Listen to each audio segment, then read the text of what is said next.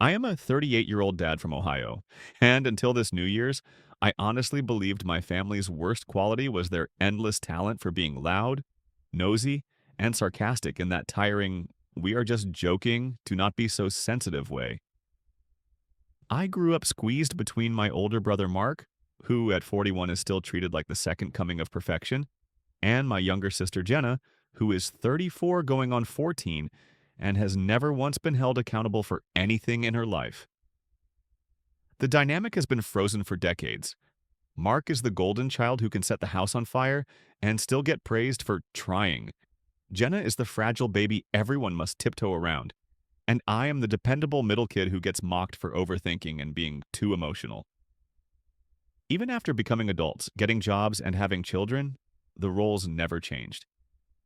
They still treat me like the one who cannot take a joke. But this year I learned the truth. It is not that they cannot take things seriously, it is that they do not care who gets hurt as long as they get their laughs. My daughter Lily is 7. She is quiet and gentle, the kind of kid who slips drawings into people's hands like she is handing out small pieces of sunlight. She is also the youngest cousin. For whatever reason, that made her the perfect target for my family's teasing. It never used to be cruel. Annoying, sure, but not cruel.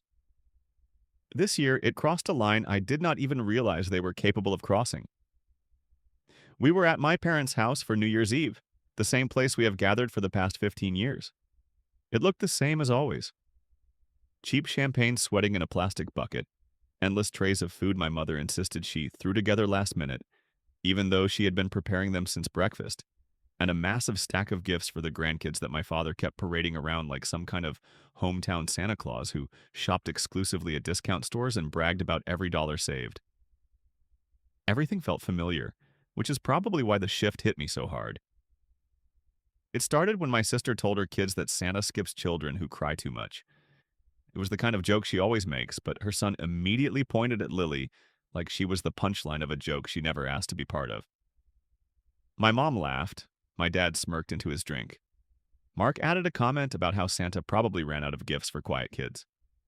I thought it was just their usual thoughtless humor, until my mom said they might have forgotten to put Lily's name into the gift rotation this year, and everyone chuckled like it was the cleverest thing they had ever said. Something in the room shifted for me right then. I felt Lily squeeze my hand. She did not cry. She did not complain. She just looked up at me and whispered that question that tore me apart from the inside out. Dad, does not anyone need me? She said it so quietly that the music almost swallowed her words, but I heard them like a shout. I asked where her gift was. I was calm. Too calm. Mark rolled his eyes and said I was being dramatic again. My mom waved a hand like she was brushing away a fly and said it slipped her mind, and that Lily needed to learn that not everyone gets everything. My father added his usual garbage about how Lily would survive and that I should calm down. He laughed while he said it. For the first time in my life, that sound disgusted me. Something inside me cracked. Not loudly, not angrily, just cleanly. I stood up so fast the table rattled. My mother said this was why no one could talk to me. My father chimed in that I love playing the victim. And then Mark, brilliant golden child Mark, lifted his phone and pointed it at me, announcing that he was recording this because it was prime content. I took his phone out of his hand. Not violently, just firmly. I put it on the table and told him that if he touched it again while my daughter was being humiliated, he would regret it. The room went dead silent, which was probably the first time that had ever happened in that house. Then Jenna reappeared from the hallway holding a gift wrapped so sloppily that even from across the room I could see the tape was fresh. She claimed she found one for Lily, like she had just stumbled upon treasure in the pantry instead of scrambling to cover the fact that they had all forgotten my kid. They expected me to smile and accept it, pretend it was all a misunderstanding, pretend Lily had not spent the last 20 minutes shrinking smaller and smaller beside me. I picked up her coat, lifted her into my arms, and walked out the front door. My mother shouted that I was ruining the night. Mark yelled that I needed therapy, as if that was some sort of clever insult. My father shouted that I was raising my daughter to be soft, which made me want to turn around and say the thing I had swallowed my entire life, but I did not give him the satisfaction. I did not slam the door. I closed it gently, and that soft click was the loudest sound I had heard all night. On January 2nd, I blocked all of them. Every number, every group chat, every social media account, gone. No explanation, no dramatic speech, no second chances. I did not need to tell them what they did. They knew. They just did not care.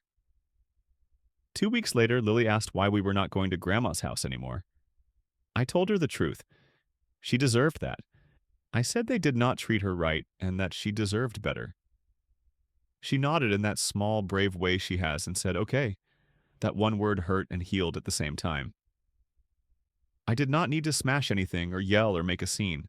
My revenge was simpler. I removed them from our lives. I made them irrelevant. The revenge was not loud, it was clean, and it was final. In February, right when the snowfall in Ohio starts to look like someone shook a giant bag of powdered sugar over the whole state, my mom showed up at my house without a call, a text, or even the courtesy to park straight. She marched up the driveway holding a plastic bag overflowing with toys and books, all of which still had price stickers stuck to them like she had ripped them off a clearance rack 15 minutes earlier. She announced that these were the Christmas and New Year's gifts we forgot to give Lily, as if the whole thing had been a minor clerical error instead of a public humiliation they had weaponized for laughs.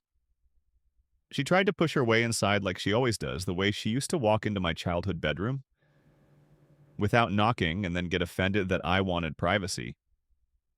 I put my hand on the door and told her she wasn't coming in. She gave me that baffled, offended expression that only my mother can conjure, the one that says she has never faced a consequence in her life and does not plan to start now. She told me I was being dramatic and that families should get over little misunderstandings. I asked her what exact misunderstanding she was referring to, because I was curious how she would spin something so obvious. She said, "We didn't mean to hurt her." And I replied, "But you did." And you laughed. Her jaw twitched like she wanted to argue but realized she didn't have a single angle left to defend. She left angry, walking down the driveway with the stiff posture of someone who believes she is the injured party. I didn't stop her. I didn't apologize. I didn't soften the moment the way I used to when I was a kid trying to keep the peace. I just closed the door and stood there for a second, listening to her car engine rev like she thought a louder exit would somehow make her right.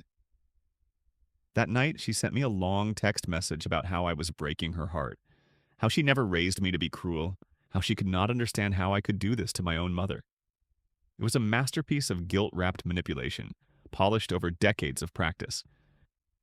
I opened it, read all of it, and then set my phone face down on the counter. I did not respond. I did not block her. I did not argue. I did not explain. I just let it sit there, marked as read. That became my new tradition. After the situation with my father fizzled out, I thought that would be the end of the incoming attempts. I was wrong.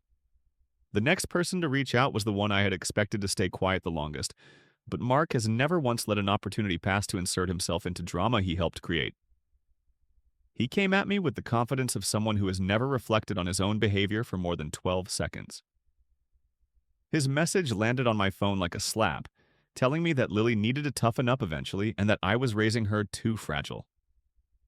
It was the kind of sentence that showed exactly how little he understood children, parenting, or empathy, and yet he said it with the tone of a self-declared expert. I had no desire to get into a back and forth with him, so I gave him one answer, short and final. I told him that if he ever spoke about my daughter again, we were done forever. Not an argument, not a debate, just a boundary drawn in a line so straight even he could not pretend to misunderstand it. I sent it and set my phone down with the kind of calm that comes only after months of emotional burnout. His response came in the form of a long voice message. I didn't listen to a second of it. I didn't want to hear the tone he used, the fake shock or the offended theatrics I knew he had layered into it. I hit block again without hesitation. It was the easiest decision I made all week. 2 days later, my cousin texted me. She told me that Mark had been going around telling the extended family that I had lost my mind at New Year's and attacked him in the middle of the living room. According to him, I had gone completely unhinged, ranted, and threatened him over nothing. He painted himself as the innocent victim of my instability, and he did it with the same practiced ease he had used his whole life to turn himself into the misunderstood martyr of every situation. I didn't argue. I didn't explain. I simply sent her a screenshot of the message where he mocked Lily and the part where he admitted what he had done. I let his own words do the talking. She responded instantly, stunned, saying she had no idea it was that bad. Her reaction was the first shift I noticed, the first crack forming in the version of events Mark had tried to spread like gospel. And that crack traveled fast. Word began making its way through the extended family, from cousins who had always suspected something was off, to aunts who had spent years rolling their eyes at my parents' comments, to uncles who had seen Mark and Jenna get away with things that would have gotten anyone else disowned. They started asking questions among themselves, comparing stories, aligning timelines. They realized the things that had happened at New Year's were not isolated. They were part of a pattern everyone had been ignoring for years because it was easier to laugh along than to confront the truth. I didn't speak to anyone. I didn't campaign for support. I didn't try to sway opinions or clear my name. I stayed quiet and let the evidence speak for itself. People can only pretend not to see something for so long before it becomes impossible to look away. And once the truth began circulating, it became clear just how deep the dysfunction ran. Slowly, people began drifting to my side, not because I asked, but because the truth was so ugly they couldn't ignore it. This year, the New Year's countdown felt entirely different, and it had nothing to do with the clock or the calendar. It was the first one Lily and I spent without any obligation to perform for people who treated us like background characters in their own drama. We stayed home. We made a pizza that looked like it had survived a minor earthquake because Lily insisted on shaping the dough herself. We watched movies under a blanket that kept sliding off the couch every 10 minutes. And when midnight finally hit, she wrapped her small arms around me and whispered that this year feels nicer. She said it with the ease of someone who finally understood what safety felt like. I thought that moment would be the quiet, peaceful end of a loud and exhausting chapter of my life. But the new year had its own plans. On January 1st, while I was cleaning up confetti Lily had thrown everywhere, my phone buzzed with a call from an unfamiliar number. I should have known who it was before I even answered.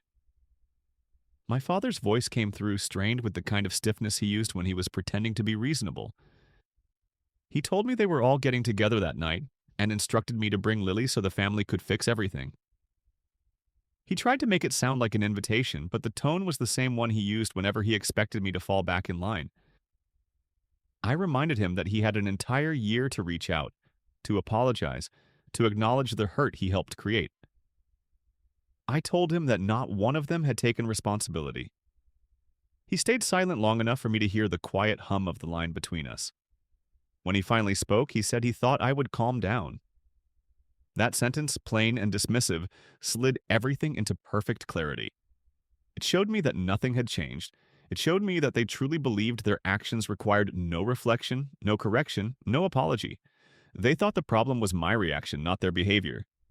They expected time to dissolve the wound they caused, as if silence equaled forgetting. Hearing him say that dismantled the last lingering threads of guilt I had been carrying. It confirmed what I already suspected.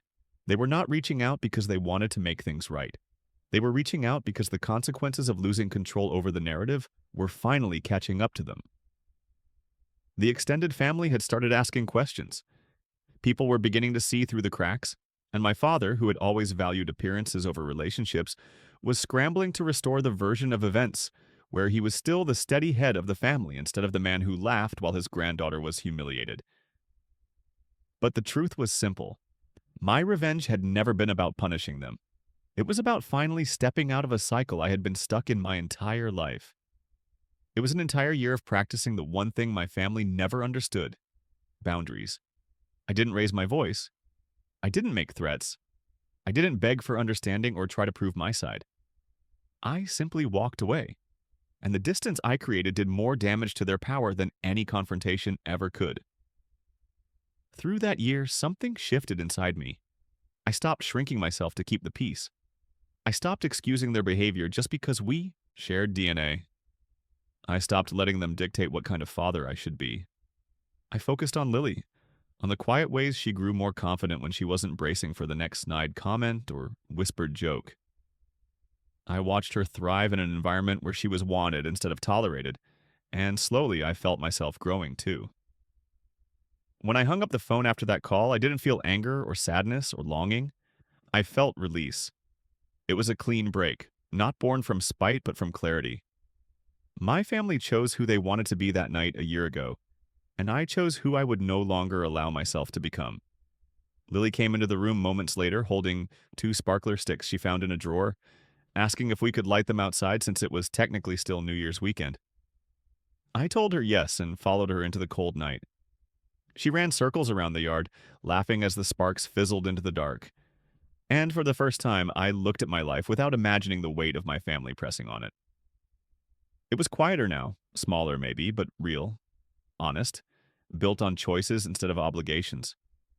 Built around my daughter instead of people who never saw her as anything other than an easy target.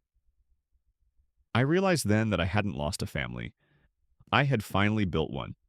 And for the first time since Lily was born, I felt like a father who could actually protect her.